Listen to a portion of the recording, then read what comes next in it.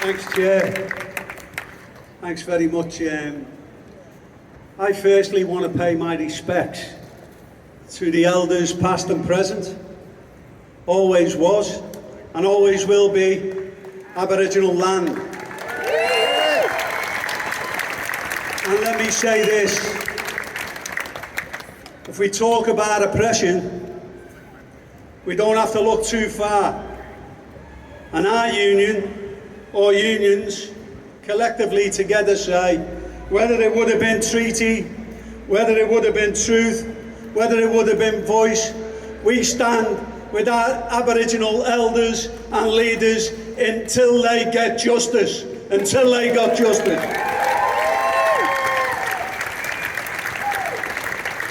I bring greetings from Melbourne. We're over in Melbourne for the last 100 days. We have seen upwards of 50,000 people marching across Melbourne, supporting our Indigenous brothers and sisters from Palestine and the communities. I'm hoping this message goes a long way, because what we're seeing is not a war. What we're seeing quite clearly is a massacre, is genocide, and is apartheid, and I will call it out on behalf of the union movement. If others don't, I will call it out.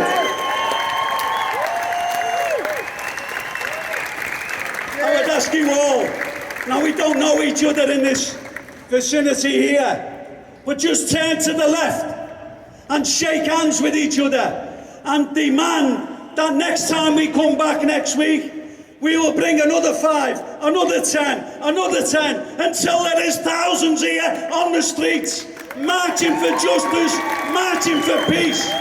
So let's turn to our left and shake hands and thank everyone for coming down here today.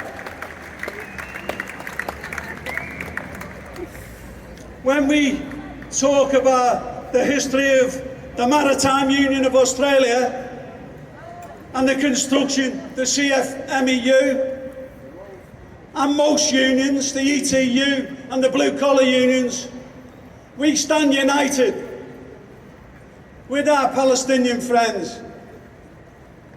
We not only stand united, but we call out injustices, what there has happened. And just let me tell you a few.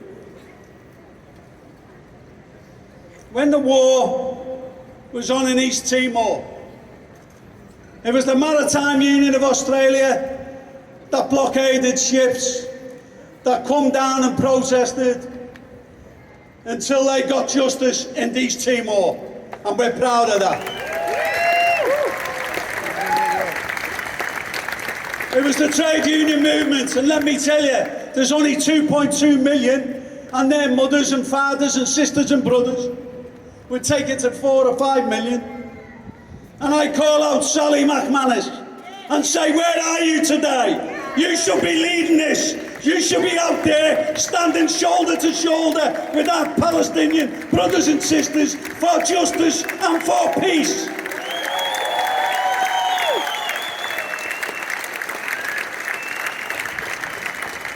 We are seeing today, and as each day passes, and you've heard the previous speakers say,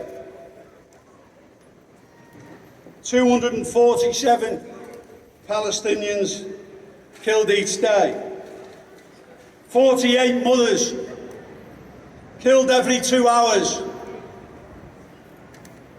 117 children, 117 children every 5 hours are slaughtered,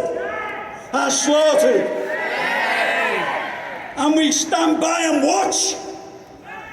Well, not on our watch, not on the Maritime Union, not on the CFMMEU's watch, not on the blue-collar unions. We're not going to stand by. We're going to grow this.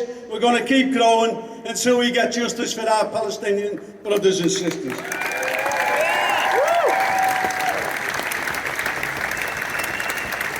I want to also mention, and it was mentioned there about South Africa coming out.